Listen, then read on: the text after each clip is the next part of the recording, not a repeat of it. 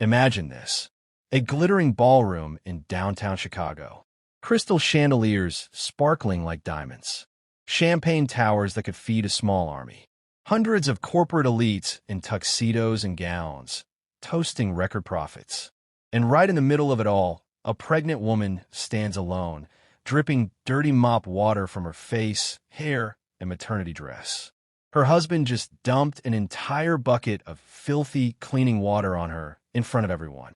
His mistress is laughing hysterically. His entire family is smirking like they've won some sick game. Her name is Sophia Reynolds, 6 months pregnant. And what no one in that room knows, including the man who just publicly humiliated her, is that she owns the entire company. Every salary, every promotion, every luxury they're enjoying comes from her. This is the story of the ultimate betrayal. The night a cheating husband and his entitled family thought they could destroy a loser wife, only to discover she'd been the queen all along. It's about karma that hits harder than any bucket of dirty water, about the power of staying silent until the perfect moment, and about a woman who finally stops protecting people who never deserved it. Before we dive in, if you love stories of sweet revenge, hidden power, and justice served cold, smash that subscribe button right now and drop in the comments. I'm watching from your city/state. Let's see how many of us are here for this ride. It started 3 weeks earlier at 3:12 a.m. in their luxury penthouse overlooking Lake Michigan. Sophia's phone lit up on the nightstand. A text from her husband, Ethan. Can't stop thinking about last night. You screaming my name is all I need. See you tomorrow, baby. Except the text wasn't for her. It was for Chloe, his 26-year-old assistant, the one he'd been mentoring for months. Sophia stared at the glowing screen, heart hammering. She'd suspected for a while. The late nights, the sudden business trips, the way he'd stopped touching her the moment her belly started showing. But seeing it in black and white, that was a knife twist. She didn't cry. Not then. She'd built a multi-billion-dollar tech empire from nothing, starting with a garage idea in college, turning it into a SaaS giant that every Fortune 500 company used. She learned early, tears don't build companies. Strategy does. 5 years ago, she met Ethan at a coffee shop near the courthouse. He was handsome, charming, a sales guy with big dreams, but no capital. She was celebrating her latest acquisition, anonymously. She told him she was just an admin assistant, because she learned the hard way. Men love successful women, as long as they're not more successful. Ethan proposed 6 months later with a sweet, modest ring and promises of building a life together. Sophia said yes and kept her secret. She hired him at her rival company, which she secretly owned, through back channels. His resume was solid. She watched him climb, associate to senior director, because she quietly approved every raise, every bonus. Then came the family. Ethan's mom, Diane, needed a job after early retirement. Sophia approved her as head of operations. His brother, Tyler, wanted sales. Approved. His sister, Brooke, marketing genius on paper. Approved. All of them earned six-figure salaries, stock options, luxury perks, because Sophia wanted Ethan to feel like a self-made man. She wanted him to love her for her, not her money. What a fool she'd been. Now, pregnant with her first child, she watched him build a life with Chloe. The text got worse. Photos. Plans for a weekend away. And the worst part? Ethan started treating her like she was invisible. Like she was the burden. Like she was the loser who trapped him with a baby. Sophia made a decision that night. She wouldn't leave quietly. She wouldn't beg. She'd wait for the annual gala, the biggest night of the year, mandatory for all execs and families. Ethan had already told her, I'm bringing someone special. Don't wait up. She'd go, but not as the quiet wife. As the owner who'd finally had enough. Build suspense. Fast forward to gala night. The grand ballroom at the Peninsula Hotel. Ice sculptures of the company logo. Seafood towers. A live orchestra. 400 employees toasting visionary leadership, never knowing the visionary was the pregnant woman hiding in the shadows. Sophia entered through the service door, wearing a simple black maternity gown that hid her power.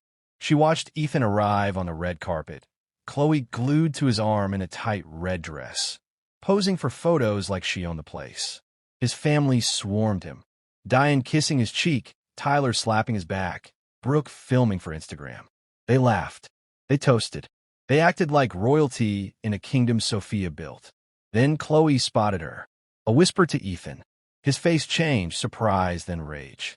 He muttered something ugly, grabbed a maintenance bucket full of gray, chemical-laced mop water from the service hall. The family followed, smirking, phones out. Ethan stopped 3 feet away. "You shouldn't have come here," he snarled. "You don't belong." Then he lifted the bucket. The water hit like a slap from hell, cold, stinging, soaking her hair, running down her face, staining her dress over her pregnant belly. Chloe's laugh echoed like breaking glass. Diane clutched her pearls in fake shock. Tyler filmed. Brooke whispered to co-workers, "What a pathetic loser." The room froze. 400 people staring. No one moved to help. Why would they? Ethan was senior director. His family ran half the departments. This dripping woman? Nobody. Ethan dropped the bucket. Clang. That's what you get for showing up where you don't belong. Silence. Pure, electric silence. Sophia wiped her eyes slowly. Tasted cleaner on her lips. Felt the baby kick, protective instinct surging. Then, in a voice quiet but clear enough to cut through the room. "Security." The nearest guard blinked, confused. "Call Jennifer from HR. Call James from legal. Tell them Sophia Reynolds needs them in the ballroom. Now."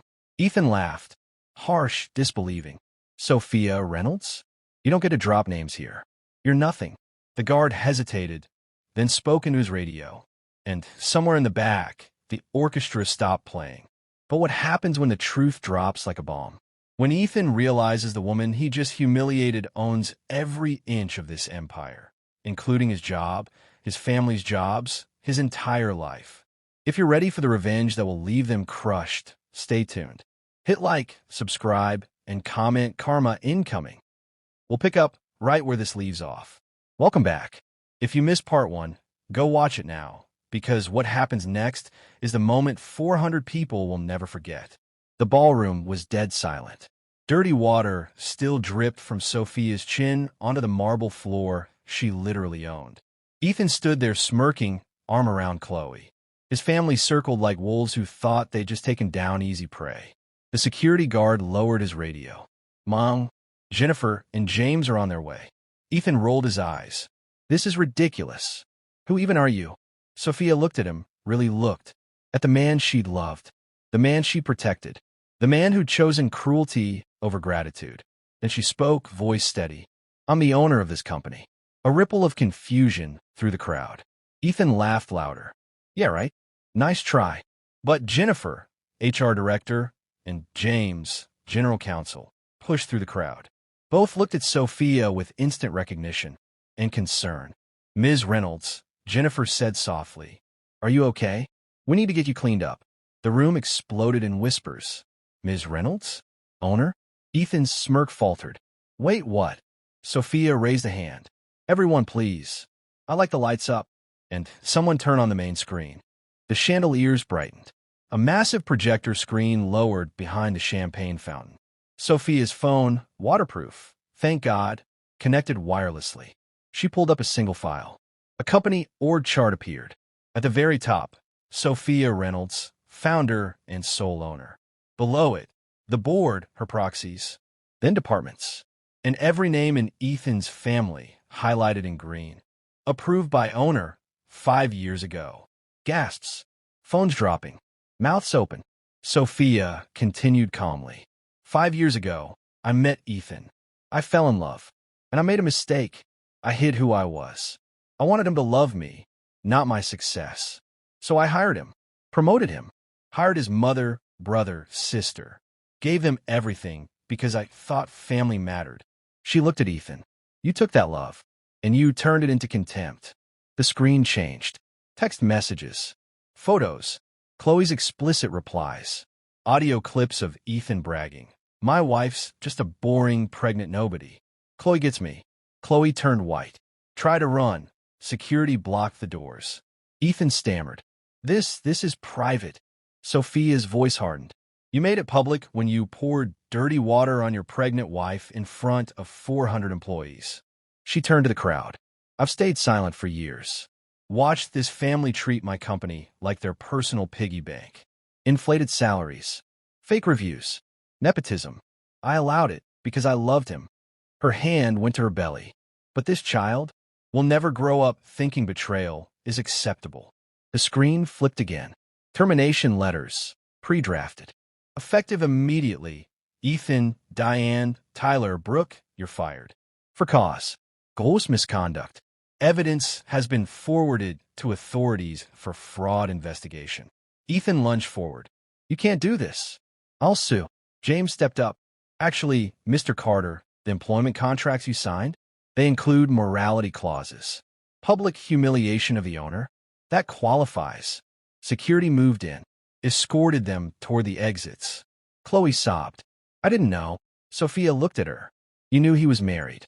You knew I was pregnant. Choices have consequences. As the family was marched out, Ethan screaming threats, Diane crying, Tyler begging, Brooke filming until her phone was taken, Sophia addressed the room one last time. I'm not doing this for revenge. I'm doing it for integrity. For every employee who works hard and plays fair. For my child, who deserves better than a father who chooses cruelty. She paused. And for every woman who's ever hidden her power to make a man feel big, you don't have to anymore. The room erupted in applause. Not polite, thunderous. Sophia walked out, head high, water still dripping, but unbreakable. Months later, the company thrived more than ever. Sophia gave birth to a beautiful daughter. Named her Grace, because grace under fire is the ultimate power. Ethan, he tried to fight the firing. Lost everything. Last anyone heard, he was working retail. Chloe ghosted him. The family scattered. Entitlement doesn't survive without a golden ticket. Karma isn't always loud. Sometimes it's quiet until it roars. The lesson? Never underestimate a woman who stays silent. She's probably planning something you'll never see coming. If this story hit you hard, like, subscribe, share with someone who needs to hear it. Comment below. What would you have done in Sophia's shoes? Thanks for watching. Stay strong. Stay powerful. And remember, your worth isn't defined by who tries to break you. It's defined by how you rise. The applause didn't stop for almost 5 minutes. 400 employees, people who'd spent years under the shadow of Ethan's family, stood on their feet. Not out of fear, not out of obligation, out of pure, raw respect. Sophia Reynolds stood there, still dripping dirty water, hand protectively on her belly, but her posture, unbreakable, like a statue that had finally decided to step off the pedestal and remind everyone who carved it. Security had already escorted Ethan, Chloe, Diane, Tyler, and Brooke out through the service exit, the same one Sophia had used to enter quietly hours earlier. The irony wasn't lost on anyone. Ethan's last words, as they dragged him away, "This isn't over. I'll sue you for everything. You'll regret this." Sophia didn't even look back. She just turned to the room and said, calm as ever, "Tonight was supposed to be a celebration of our success. Let's make sure it still is. But from now on, success built on honesty, on merit, on respect."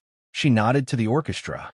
They started playing again, something uplifting, almost cinematic. The champagne started flowing once more. But the energy had changed. The air felt lighter, cleaner, because the parasites were gone. Pause, let the moment sink in. In the weeks that followed, the fallout was swift and merciless. First came the legal filings. Sophia's team didn't just fire them. They documented everything. The nepotism, the fake performance reviews she herself had ignored for years. The misuse of company funds for family vacations disguised as team building. The inflated bonuses Ethan approved for his brother and sister. The SEC got involved when they discovered stock. Options had been backdated. Fraud. Embezzlement. All of it traceable. Ethan tried to fight the termination in court. He hired a flashy lawyer, screamed about wrongful dismissal, defamation, emotional distress. The judge looked at the evidence, texts, audio, the Gala video that went viral inside the company and leaked to LinkedIn, and basically laughed him out of the courtroom. Not only are you fired, the judge said, but your lucky criminal charges haven't been filed yet. They were. 2 months later. Guide Froth. Conspiracy. Ethan faced 5 to 7 years if convicted. Chloe? She tried to play the victim card online. I was young and manipulated. But screenshots don't lie. She got blacklisted from every major tech firm in Chicago. Last anyone heard, she was waitressing at a diner in the suburbs, complaining about toxic bosses on TikTok. Diane, the mother who'd always acted like she ran the place. Her retirement savings were tied to company stock. When the scandal hit, the value tanked 18% overnight. She lost almost everything. Had to sell her McMansion in Naperville and move in with relatives. Tyler and Brooke? Same story. No differences. No network. No future in corporate America. Tyler ended up selling cars. Brooke started a personal branding Instagram that got 47 followers. Karma didn't just bite. It devoured. Emotional shift, softer tone. But for Sophia, this wasn't just revenge. It was rebirth. She took 3 months of maternity leave, her first real break in a decade. Gave birth to a healthy baby girl in a private suite at Northwestern Hospital. Named her Elena, after her late grandmother, the woman who taught her that quiet strength is the loudest power. When she returned to the office, things were different. She promoted from within. Real merit-based reviews. Transparent leadership. She even started a no nepotism policy and a whistleblower fund. $5 million set aside for employees who report misconduct without fear. The company didn't just recover. It exploded. Record profits. New acquisitions. Stock price doubled in 18 months. And Sophia? She stopped hiding. She did interviews. TEDx talks. Forbes covers. The Invisible CEO. How I built a billion-dollar empire in secret. And why I finally stepped into the light. Women message her by the thousands. I've been hiding my success too. My husband left when I started earning more. Thank you for showing us we don't have to shrink. She answered everyone she could. One night, about a year after the gala, Sophia sat on her balcony overlooking the city. Elena asleep in her arms. The lights of Chicago twinkling like they were celebrating her. Her phone buzzed.